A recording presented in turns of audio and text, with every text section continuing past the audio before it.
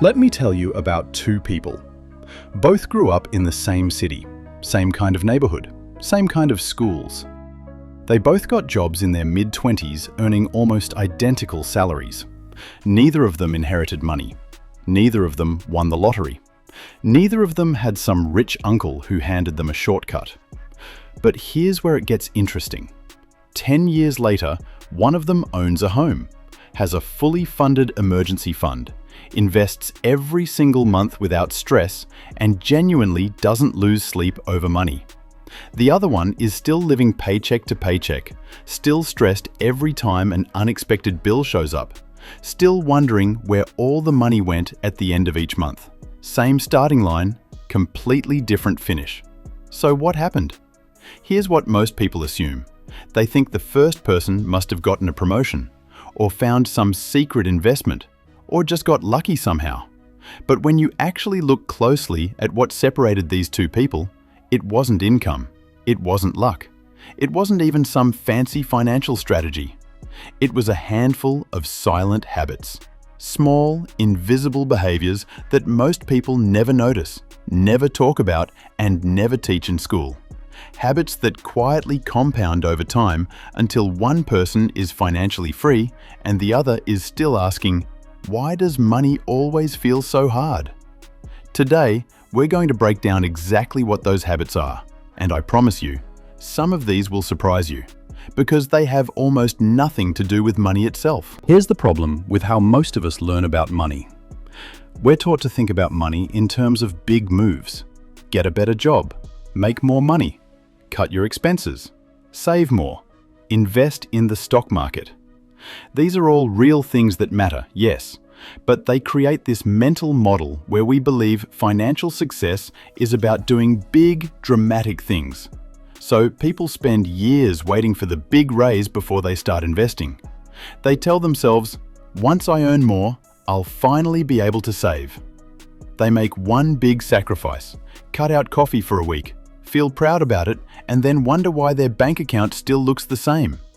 The brutal truth is this: the people who never struggle with money are not doing one big thing right. They are doing dozens of small things right, consistently, without even thinking about it anymore. And that last part is the key. Without even thinking about it. Because by the time a habit becomes invisible, by the time it's just how you live, it stops requiring willpower. It stops requiring motivation. It just runs in the background, like an app on your phone that quietly keeps everything working. That's what we're really talking about today. Not flashy financial tips. Not 10 stocks to buy right now. We're talking about the quiet architecture of a financially stable life. The habits so subtle, most people walk right past them. Core explanation. Habit 1. They decide what money means before they spend it. Here's something fascinating about human psychology. Studies show that when money is in an undefined state, just sitting in a general account with no label, no purpose, no identity, our brains treat it as available, as spendable, as there if I need it. Which means the moment something mildly tempting shows up, that money is at risk. People who never struggle with money do something almost everyone else skips. They assign every dollar a job before it has a chance to get spent on nothing. Not in a complicated spreadsheet-obsessed way, but in a deeply intentional way. They don't have savings. They have a fund for their emergency cushion, a fund for the trip they're planning, a fund for the car repair that is definitely coming someday. Each pool of money has a name and a purpose. And here's the psychological magic of this.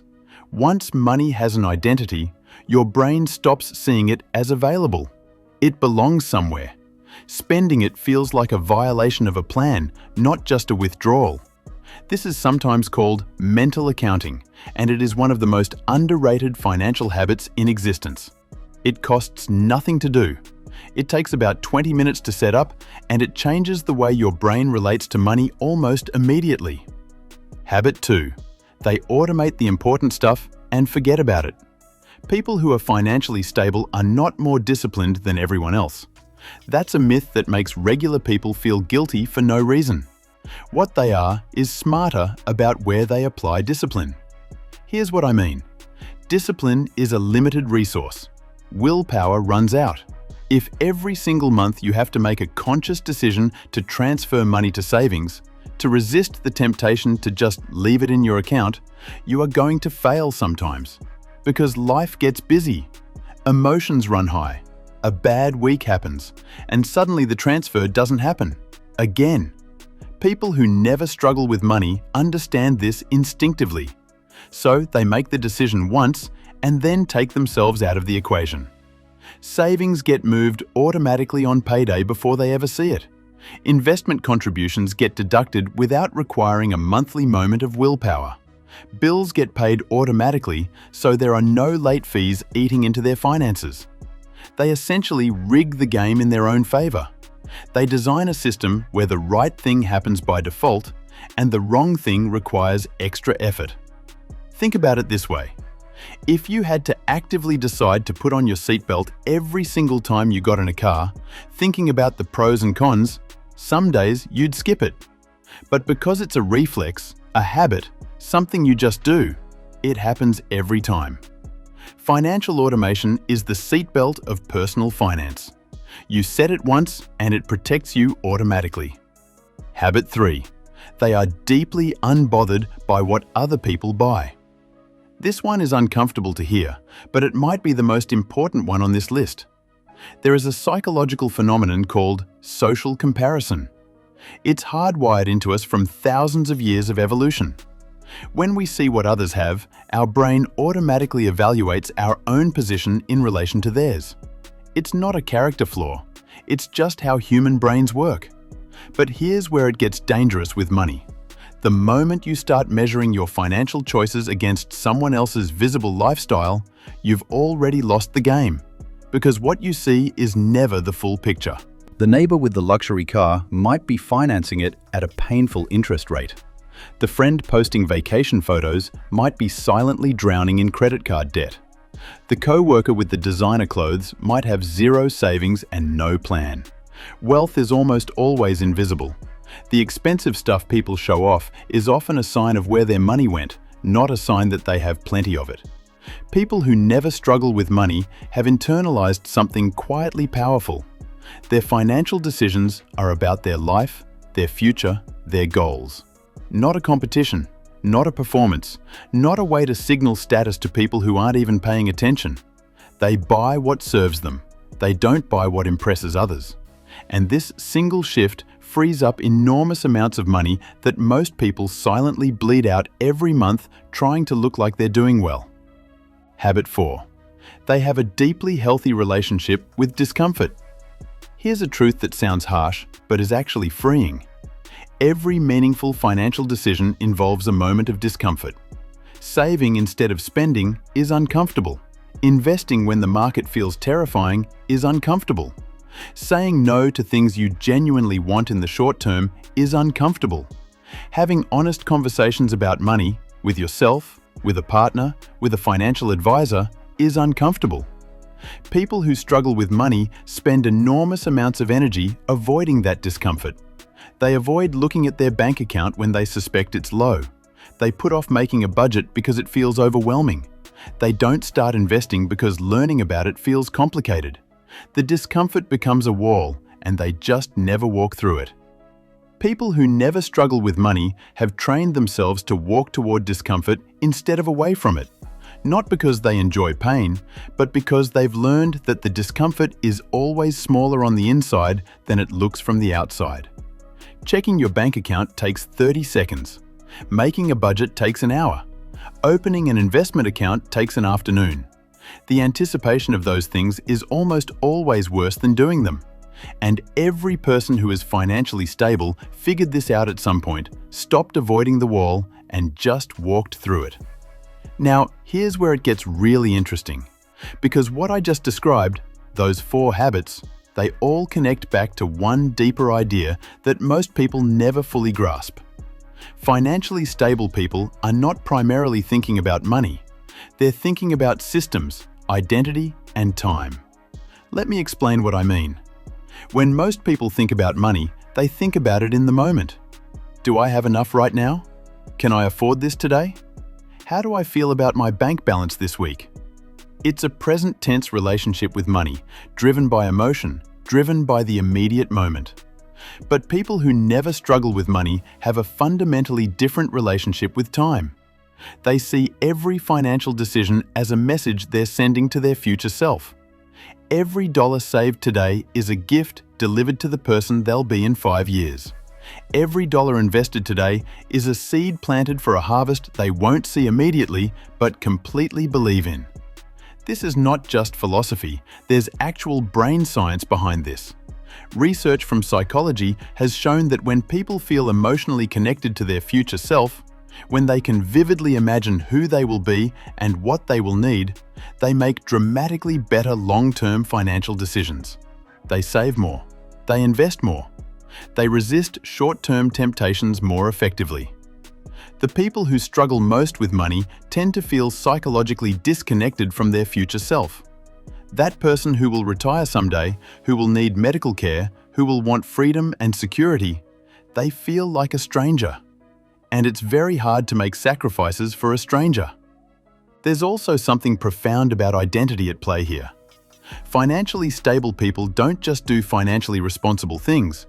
They see themselves as people who handle money well. That might sound like a minor distinction, but it changes everything. When your behavior is attached to your identity, it becomes self-reinforcing. You don't save because you're trying to be responsible. You save because you're the kind of person who saves. It's just who you are. This is why financial habits, once formed, become so durable for these people. It's not motivation. It's not discipline. It's identity.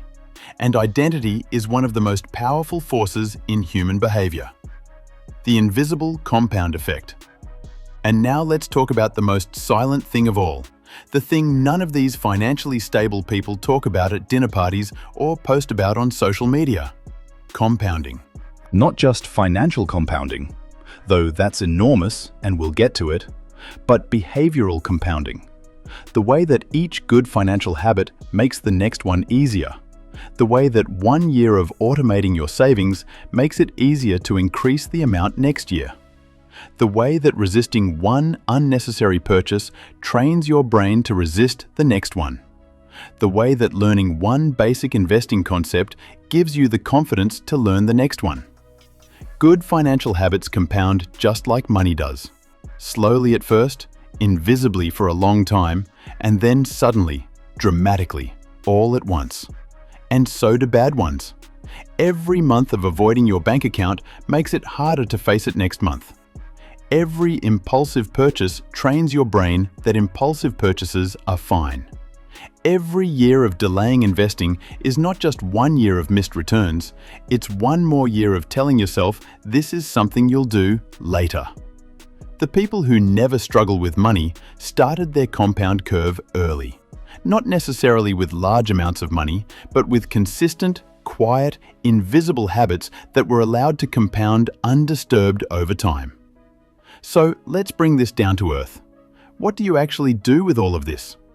First, give your money identity. This week, before anything else, take whatever is in your savings and label it.